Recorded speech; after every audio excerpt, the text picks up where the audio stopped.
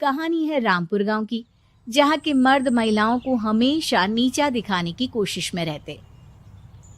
अरे अभी तक खाना नहीं आया क्या? मुझे एक और शादी करने की जरूरत है। नहीं जी नहीं, ऐसा मत करना, वरना मैं कहाँ जाऊंगी। खाना लेकर मैं अभी आई जी। गांव की पंचायत में भी फैसले हमेशा औरतों के खिलाफ ही रहते। मैं जो फैसला सुनाता हूँ वो भगवान की आज्ञा होती है। इस लड़के ने अपने मन से शादी करके अच्छा नहीं किया। लड़के को घर भेज दो और इसकी शादी इसकी जाति की किसी लड़के से करवा दो, लेकिन ये लड़की, इसे तो गांव के बाहर निकाल दो। नहीं नहीं जमींदार साहब, ये क्या बोल रहे हैं? ऐसा नहीं हो सकता। मेरी बेटी मासूम है, इसे अच्छे बुरे की समझ नहीं है।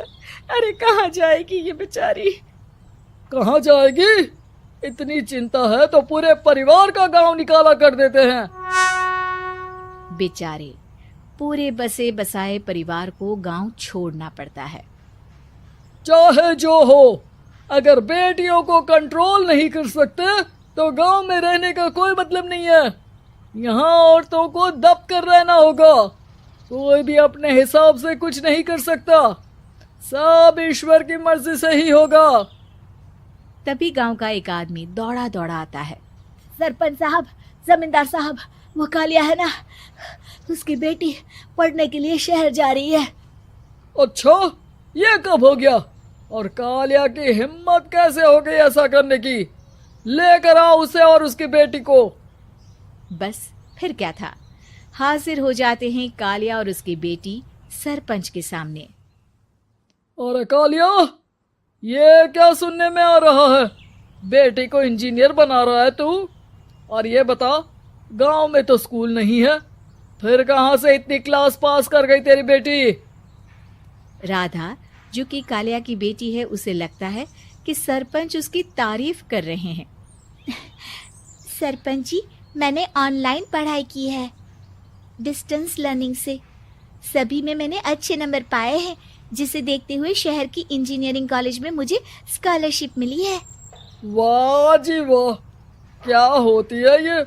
पहले तो ये बताओ, फिर आगे की बात करते हैं। पूरा गांव राधा की बात सुन रहा था और राधा बोलती जा रही थी। तो ऐसे मैं फ्री में एक अच्छी शिक्षा लेकर गांव में जो कुछ परेशानियां हैं, जैसे बिजली, पानी और इंटरनेट जैसी समस्याओं के लिए काम करूंगी। मैं गांव को शहर से जोड़ने के लिए पुल का निर्माण करवाने का प्रस्ताव रखूंगी। मुझे पूरी उम्मीद है कि जल्द ही हमारा गांव भी तरक्की की राह पर चल पड़ेगा। राधा की बात सुनकर सारे गांव वाले ताली बजाने लगते हैं। सरपंच को समझ नहीं आता कि वो क्या करे। चुप रह नादान लड़की, गांव के खिलाफ जाने के लिए तुझे गांव से बेदखल कर दिया जाएगा, वो भी पूरे परिवार के साथ। और हाँ, अगर ठीक से गांव में रहना चाहती है तो ये पढ़ाई लिखाई छोड़ दे। हम तेरे लिए गांव का कोई होनहार लड़का देखेंगे। तभी गांव का एक आदमी बोल पड़ता है। अरे नहीं नहीं सरपंच जी, राधा बिटिया जो बता रही है, अगर वैसा हो जाए तो हम लोगों को पैसा कमाने के लिए बाहर नहीं जाना पड़ेगा। हाँ जी, और ना ही कोसों दूर पानी के लिए भटकना पड़ेगा।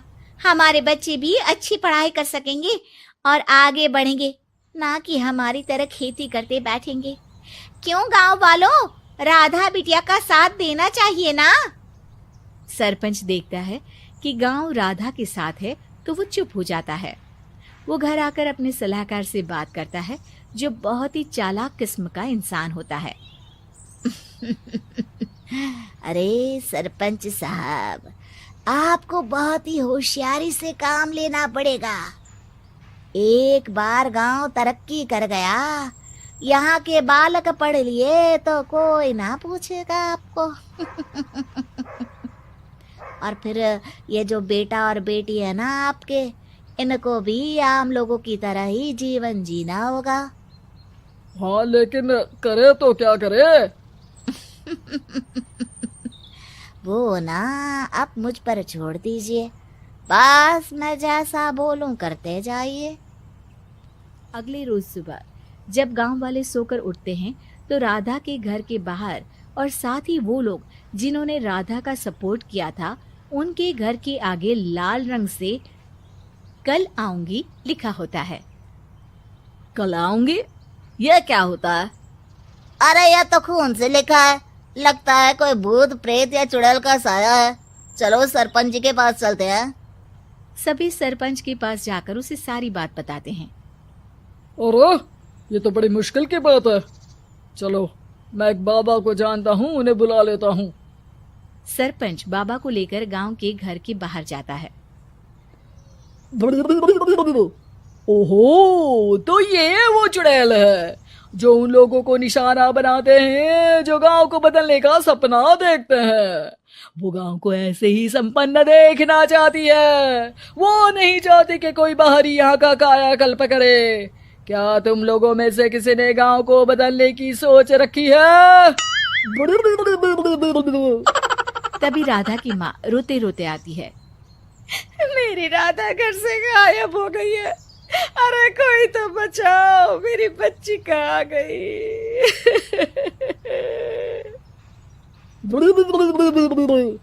ले गई वो चुड़ैल, तेरी बच्ची को ले गई।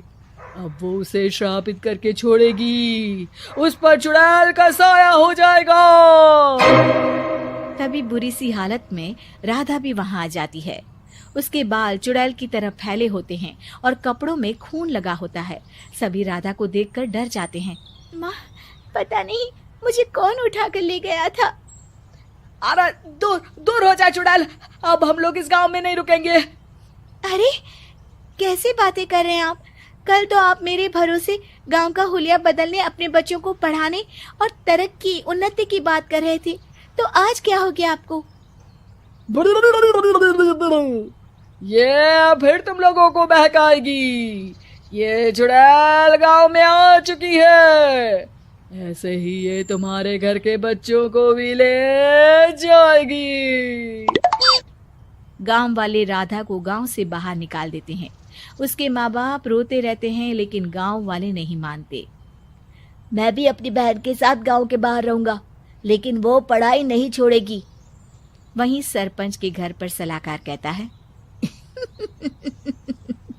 देखा, सांप भी मर गया और लाठी भी नहीं टूटी। लेकिन अगले ही दिन सरपंच के घर के बाहर भी वही शब्द लिखे होते हैं। और फिर सरपंच की बीवी कहती है, हमारी बेटी को किसी ने अगवा कर लिया है। तभी राधा का भाई वहां आ जाता है। अरे गांव वालों, मैंने सरपंच जी की बेटी को देखा था। वो चुड़ैल उसे उठाकर ले जा रही थी। अरे क्या मजाक कर रहे हो? नहीं नहीं सरपंच जी, आप नहीं जानते।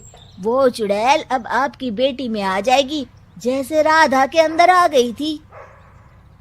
तभी सरपंच की बेटी वैसी ही हालत में वहां आती है जैसे राधा आई थी। पापा, पता नहीं कैसे मैं गायब हो गई थी। चुड़ैल, इसके अंदर भी चुड़ैल का साया है, मारो इसे। अरे नहीं नहीं, इसे भी राधा के पास गांव के बाहर ही भेज दो। अरे चुप रहो, मेरी बेटी कहीं नहीं जाएगी और चुड़ैल वुड़ैल कुछ नहीं होता है। अरे कैसे बात कर रहे हो सरपंच जी? आप तो बोल रहे थे कि आपका फैसला भगवान का ज्ञान होता है, तो अपने पर बात आई तो अब आप ऐसे बोल रहे हैं। अरे ना ना ना, आपको अपनी बेटी को त्यागना ही होगा। अरे बुलाओ बाबा को। राधा का भाई बाबा को ले आता है, जिसे अब गांव वालों के डर के कारण सच बोलना पड़ता है। मैं कोई बाबा नहीं हूँ, मैं तो मोची था। ये सलाहकार महोदय ने मुझे कहा था एक्टिंग करने को। अब वो मुझे पैसे देने वाले हैं। अब मुझे माफ कर दो। गलती हो गई, मुझे माफ कर दो। तभी वहां राधा आ जाती है। देखा सरपंच जी, जब गांव के बच्चे साक्षर होंगे तो आप जैसे लोगों की चालाकी नहीं चलेगी।